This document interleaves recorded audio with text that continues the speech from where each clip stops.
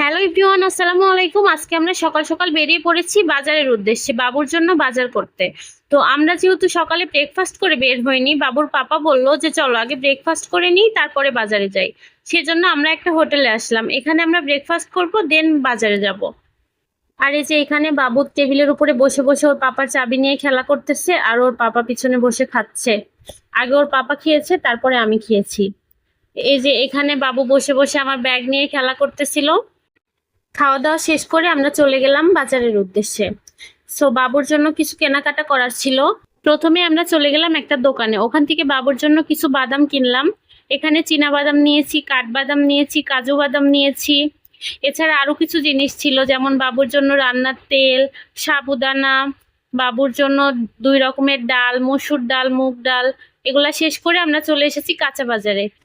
এখান থেকে বাবুর জন্য কিছু কাঁচা সবজি কিনেছি, যেমন গাজর, আলু, মিষ্টি কুমড়া, এরকম আরো বিভিন্ন জিনিস। সো আমার আজকের ভিডিও এ পর্যন্তই। সবাই ভালো থাকবে। আল্লাহ হাফেজ।